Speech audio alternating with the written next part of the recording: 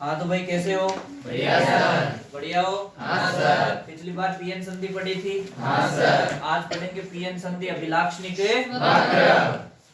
PN संधि अभिलाक्षणिक वक्र।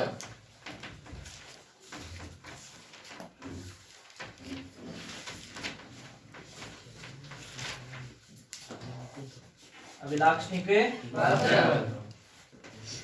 इसमें सबसे पहले कौन सा है? अग्र अभिनति अभिलाक्षणिक वक्र। अग्र अभिनति अभिलाक्षणिक वक्र। अभिलाक्षणिक वक्र। ठीक है।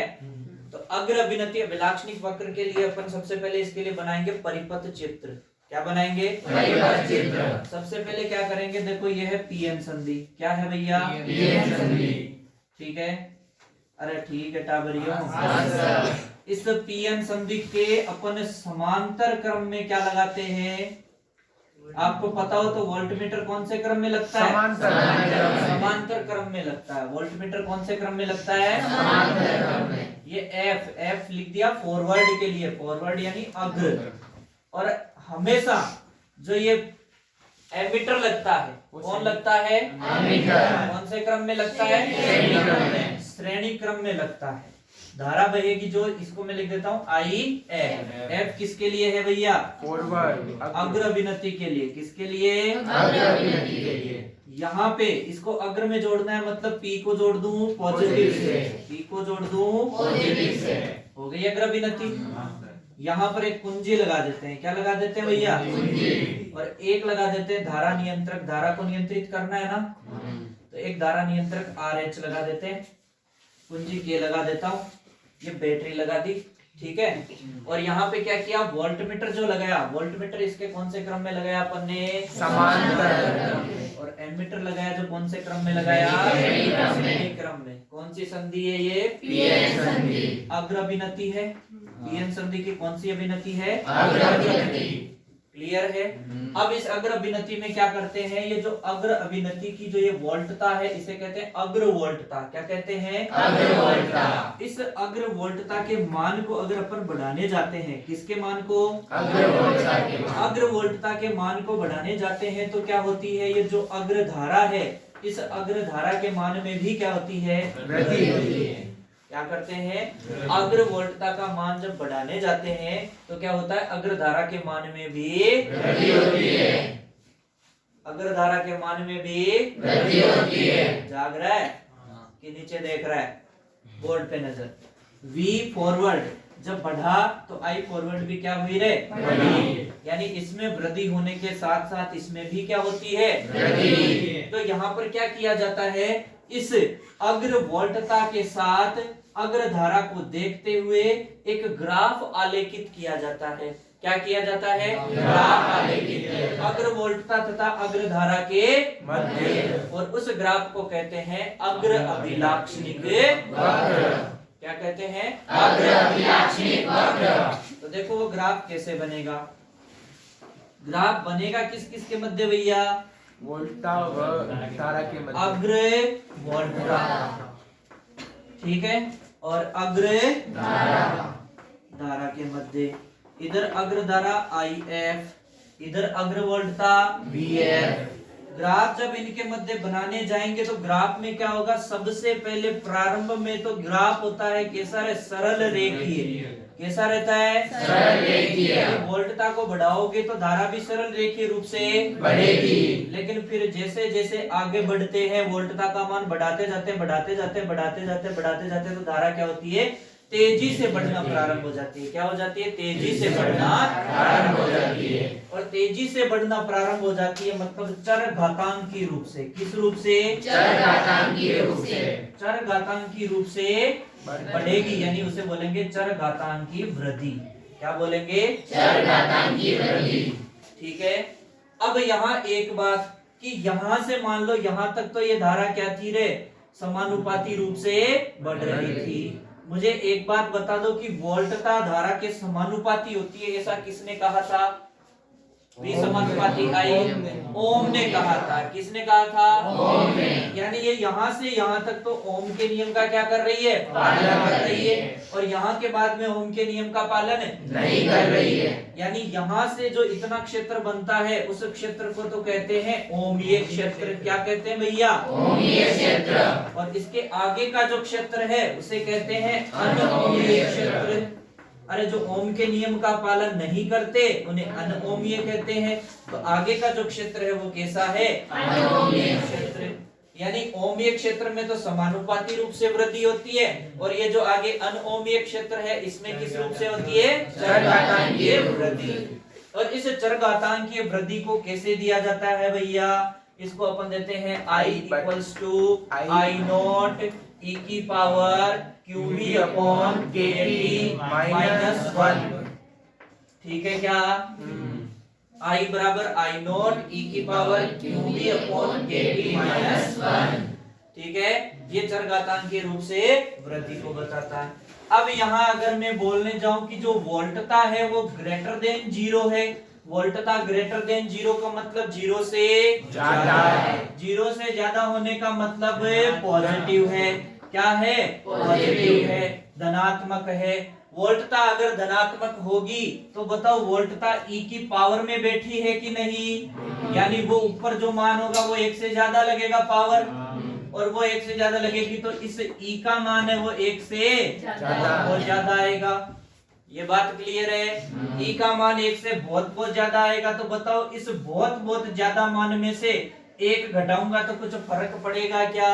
नहीं। अरे समुद्र में से 1 बाल्टी पानी निकालते हुए कोई फर्क पड़ता है? नहीं। या ऐसा हो जाता है 1 बाल्टी निकालते ही समुद्र ऐसे पैंदा देखने लग जाता है? नहीं। होता है ऐसा? नहीं होता ना। नहीं। तो यहाँ ऐसा ही है रे, ये समुद्र है और ये 1 बाल्टी पानी है रे, तो ये बहुत ज्यादा है। यानी इस वन को छोड़ दे तो यहाँ से ये समीकरण क्या बन जाएगी? I वाली I बराबर I नॉट e की power QV upon KT। Clear है?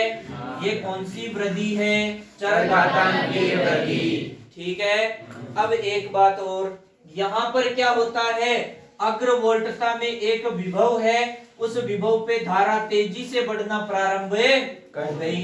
पहले जैसे जैसे विभव बढ़ाते गए सरल रेखीय रूप से बढ़ रही थी। ओमीय क्षेत्र बोला था समानुपाती रूप से।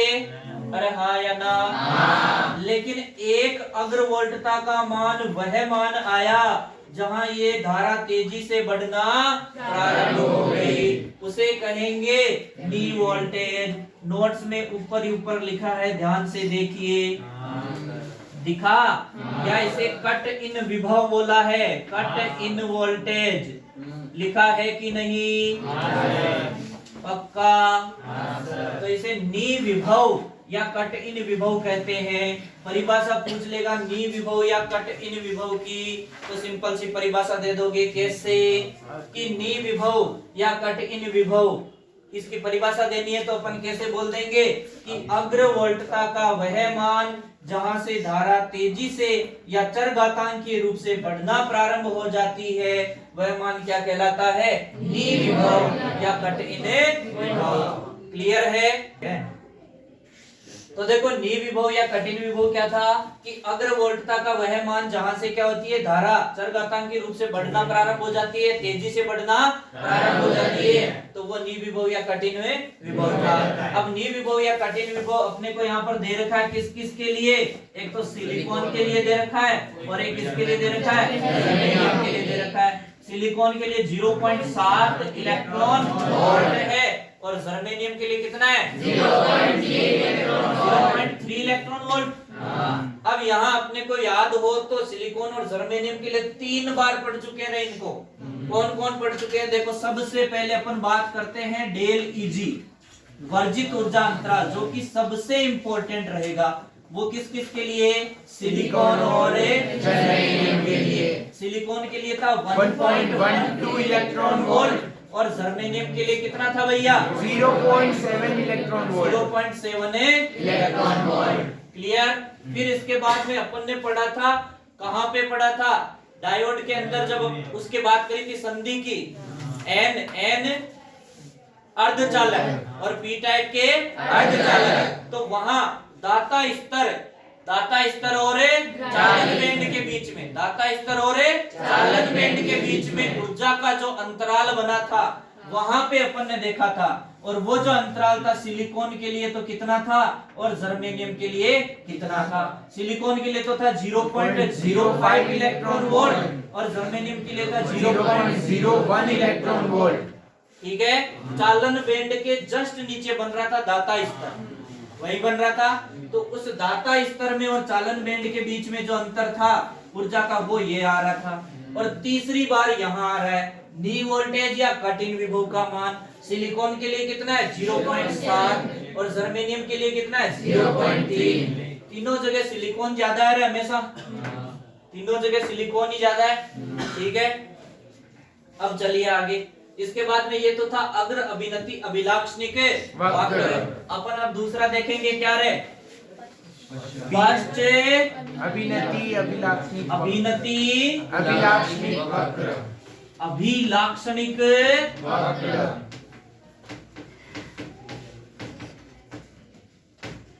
फर्स्ट अभिनति अभिलाक्षणिक वक्र। फर्स्ट अभिनति अभिलाक्षणिक वक्र के लिए सबसे पहले डायग्राम बनाने जाऊंगा। तो ये कौन है रे, पीएन संधि। यहाँ बोलो समांतर क्रम में किसको जोड़ देंगे, वोल्ट मीटर फर्स्ट के लिए वीआर। इसके श्रेणी क्रम में कौन जुड़ेगा, अमीटर। पक्का।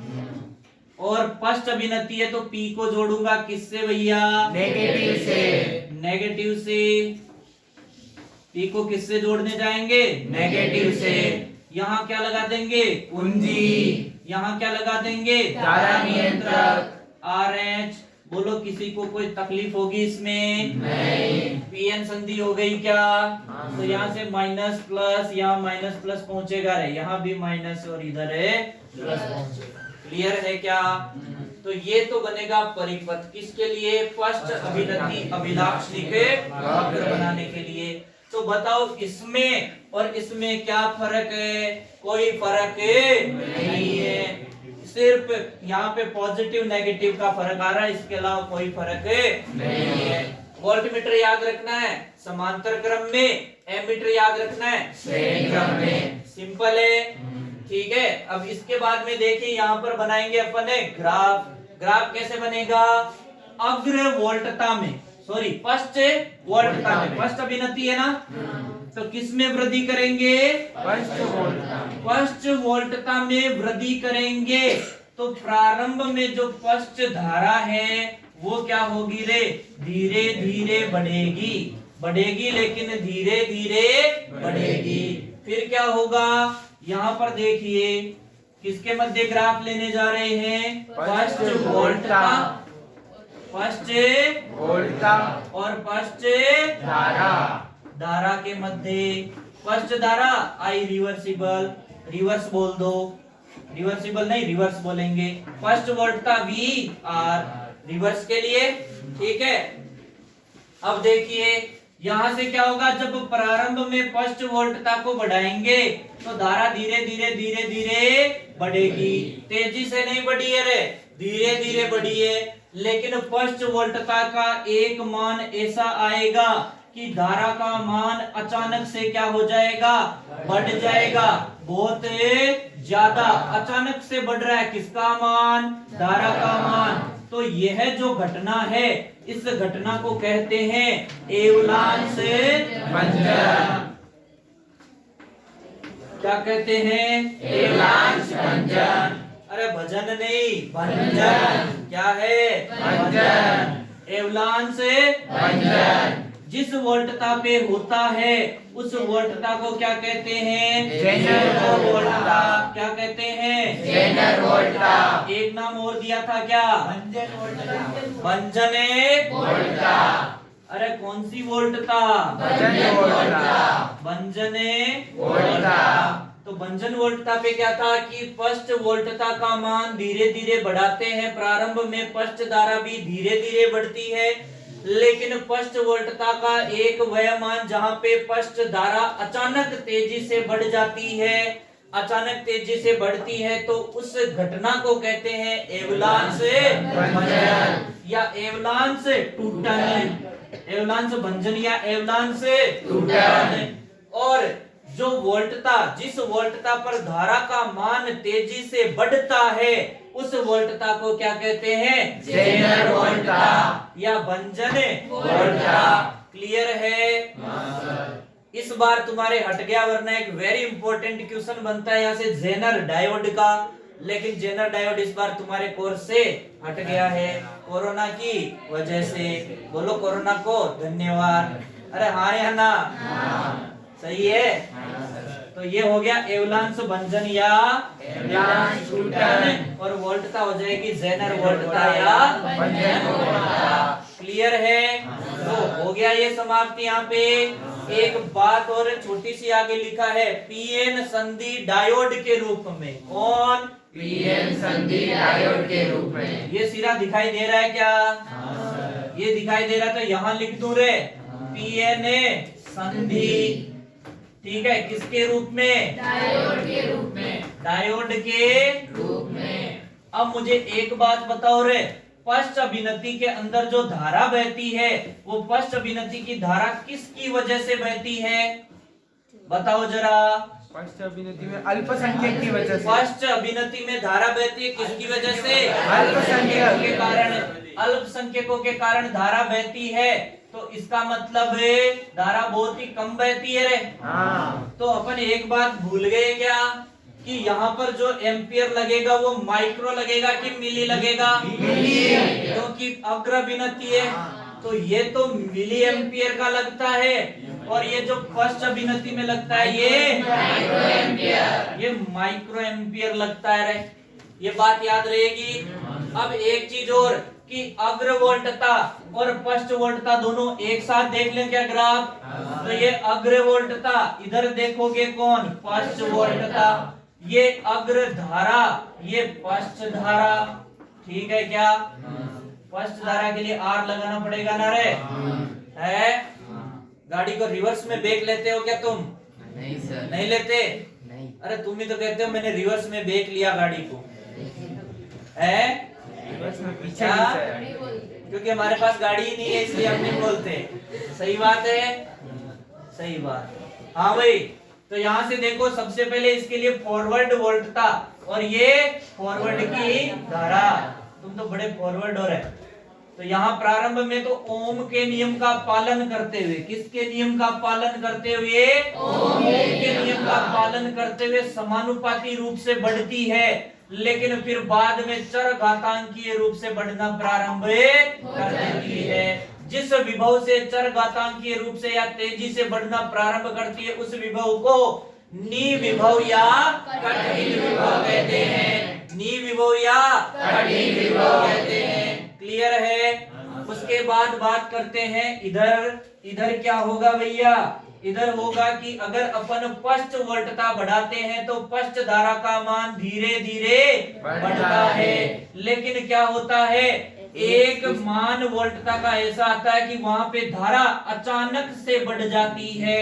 अचानक से बढ़ जाती है उस घटना को तो कहते हैं एवलांस भंजन या एवलांस टूटन, और उस वोल्टता को कहते हैं जेनर वोल्टता। क्या कहते हैं? जेनर वोल्टा या भंजन वोल्टता। लिख के ले लीजिए रे, सीधा पेपर की खोपड़ी में छेद करेगा ये क्वेश्चन कि जेनर वोल्टता की परिभाषा बताइए। किसकी परिभाषा? जेनर वोल्टा की परिभाषा। या पूछ लेगा एवलांस भंजन की परिभाषा लिखिए, तो परिभाषा लिख दोगे यहाँ से अच्छे से, सीधा पेपर की खोपड़ी में छेद करेगा रे। ठीक है शेर और शेरनियों? अरे हाँ या ना? प्यारे प्यारे रसगुल्लों, एक बार फिर से देखिए, इसको फटाफट निपटा देते हैं तुरंत 1 मिनट के अंदर अंदर। निपटा दोगे? सबसे पहले है पीएन संधि अग्र अभिलाक्षणी के वक्र। अग्र अभिनति के लिए अपन ने सबसे पहले क्या किया? डायग्राम बनाया, डायग्राम धुंधला हो गया रे क्योंकि बीच में दूसरी चीजें पोच पोच कर दी रहे। देखो सबसे पहले पीएन संधि समांतर क्रम में लगाया वोल्टमीटर, श्रेणी क्रम में लगाया एमीटर, यहाँ जोड़ दी बैटरी, ये जोड़ दी कुंजी, ये जोड़ दिया धारा नियंत्रक। परिपथ चित्र कंप्लीट। फिर बोला अग्रवोल्टता बढ़ाते हैं तो अग्रधारा के मान में वृद्धि होती है। प्रारंभ में यह वृद्धि समानुपाती रूप से होती है, लेकिन उसके बाद में क्या होता है? चरघातांकी रूप से वृद्धि। कौन सी रूप से? चरघातांकी रूप से। फिर उसके बाद अपन ने बोला कि जहाँ समानुपाती रूप से बनती है उसे कौन सा क्षेत्र कहते हैं? ओमीय क्षेत्र। फिर आगे चरघातांकी रूप से वृद्धि होती है उसे कौन सा क्षेत्र कहते हैं? एक साथ कौन सा क्षेत्र? अनोमीय क्षेत्र। यहाँ पे अग्रवोल्टता और अग्रधारा के मध्य ग्राफ बनाया गया और वो बनाया गया ग्राफ क्या कहलाया? अग्र अभिनति अभिलाक्षणिक वक्र। क्लियर है?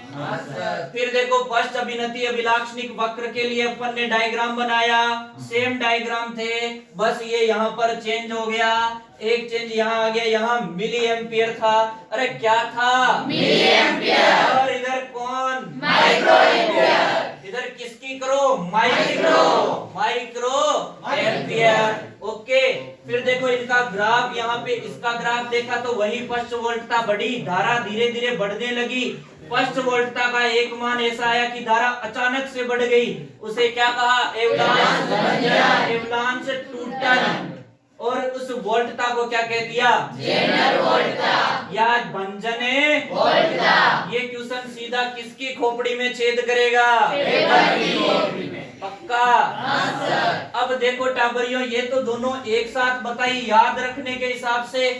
अब थोड़ा सा इसके चरघातांकी रूप के बारे में भी बताया था कि धारा कैसे बढ़ती है? I बराबर I नोट e की power QV upon KT minus, और V अगर ग्रेटर देन 0 होगा तो मतलब पॉजिटिव, और पॉजिटिव होने का मतलब इसका मान 1 से बहुत ज्यादा। अरे ज्यादा नहीं, बहुत ज्यादा। और जैसे ही बहुत ज्यादा होगा तो सीधा I बराबर I नोट e की power QV upon KT। Clear? अब ये दोनों का अपन ने यहाँ से एक साथ में देख लिया तुलना करके। यहाँ पे एक छोटी सी चीज बच जाती है, किसके लिए? अग्रभिनति के लिए। कौन रे? प्रतिरोध। अग्र स्थितिक प्रतिरोध और अग्र गतिक प्रतिरोध। याद आया थोड़ा थोड़ा? हाँ सर। तो वो पढ़ ले।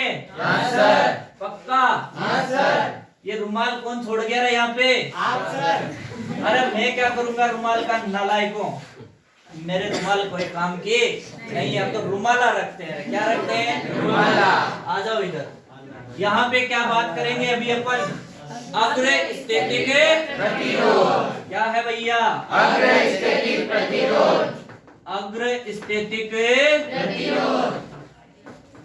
अरे बोल दो कौन सा प्रतिरोध? अग्र स्थितिक प्रतिरोध। वारे शेर नियम, मजा आ गया। अग्र स्थितिक प्रतिरोध बोले तो आर फॉरवर्ड का, और कौन सा रे? Static RFS। अग्र अभिनति के दौरान वोल्टता के किसी एक मान के सापेक्ष किसका मान देख लेते हैं? धारा का मान, और दोनों का अनुपात क्या हो जाता है? अग्र स्थितिक प्रतिरोध। तो कैसे आएगा अग्र स्थितिक प्रतिरोध? अग्र वोल्टता अपॉन अग्र, अरे बोल दो, अग्र वोल्टता अपॉन अग्र धारा। अपने को पता है V इक्वल्स टू IR होता है, तो यहाँ से R बराबर V अपॉन I होता है, तो फिर कोई प्रॉब्लम ही नहीं है। अग्र स्थितिक प्रतिरोध है तो ऊपर अग्र वोल्टता लिख देंगे, नीचे अग्र धारा। तो यहाँ से RFS अगर इजाजत हो तो फिर से लिख दूं रे इस रूप में कि VF अपॉन IF। अरे किसी को तकलीफ हो रही है क्या? नहीं यार। हो रही है तो हो रही, मैंने तो लिख लिया। मैंने तो क्या कर दिया रे? लिख लिया। अब है RFK, ये क्या होता है? के मतलब काइनेटिक, के मतलब काइनेटिक। अग्र गतिक प्रतिरोध क्या है? अग्र गतिक प्रतिरोध। अग्र गतिक प्रतिरोध। ये तो था अग्रस्थैतिक प्रतिरोध, ये है गतिक प्रतिरोध। अग्रगतिक प्रतिरोध क्या होता है? किन्हीं दो बिंदुओं के मध्य वोल्टता में परिवर्तन। किनके मध्य? दो बिंदुओं के मध्य वोल्टता में परिवर्तन। कौन सी वोल्टता? अग्र वोल्टता। जिसे डेल वी एफ लिखेंगे। और उसी समय किसमें परिवर्तन है? धारा में परिवर्तन। कौन सी धारा में? अग्र धारा में। जिसे डेल आई एफ लिखेंगे। इन दोनों का अनुपात होगा अग्रगतिक प्रतिरोध। कैसे लिखोगे? अग्र वोल्टता में परिवर्तन। अपोन अग्र धारा में परिवर्तन। अग्र धारा में परिवर्तन। शाबाश टाबरियों, मजा आ गया रे। क्या लिखा? अग्र वोल्टता में परिवर्तन। अपोन अग्र धारा में परिवर्तन। तो यहाँ आर एफ के इसको अपन लिख देंगे del V F upon del V I F. अरे आई लिखना है, नीचे क्या लिखना है? आई आई लिखना है। दोनों में अंतर क्या आ गया? यहाँ तो सीधा सीधा वोल्टता अपॉन धारा था। वोल्टता अपॉन धारा किसकी? अग्र की। यहाँ सीधा सीधा परिवर्तन है रे। यहाँ क्या है? परिवर्तन। दोनों में अंतर स्पष्ट नजर आ रहा है। दोनों चीज को अच्छे से देख लेना। आगे फिर से आएंगे रे, लौट के फिर से आएंगे रे, आगे दोनों लौट के फिर से आएंगे। ठीक है टाबरियों? बड़ा जोश है तुम लोगों में है। तोड़ेंगे नहीं जब तक छोड़ेंगे नहीं, तोड़ेंगे नहीं जब तक छोड़ेंगे नहीं। ऐसा किसने कहा था रे? पता नहीं। एक वो मूवी थी रे, दशरथ मांझी नाम था। क्या नाम था रे? दशरथ मांझी। अकेले आदमी ने पहाड़ तोड़ दिया रे। अकेले आदमी ने क्या तोड़ दिया? पहाड़। बड़ा ही जुझारू आदमी था रे। क्या था? जुझारू। अकेले ने क्या तोड़ दिया? पहाड़। तो अगर अपनी मंजिल पहाड़ है तो अपन उस पहाड़ को तोड़ सकते हैं कि नहीं? तोड़ सकते हैं। यानी मंजिल अगर पहाड़ है तो हम भी क्या है? मांझी है। क्या है? मांझी। बोलो एक बार, मंजिल अगर पहाड़ है तो हम भी मांझी है। तोड़ेंगे नहीं जब तक छोड़ेंगे नहीं। पक्का? हमारा त्योहार रिजल्ट वाले दिन होगा रे। किस दिन होगा? रिजल्ट वाले दिन। दोगे मस्त रिजल्ट? पक्का? चलो ठीक है। जय हिंद, जय भारत। खत्म। टाटा, अब बाय बाय। खत्म।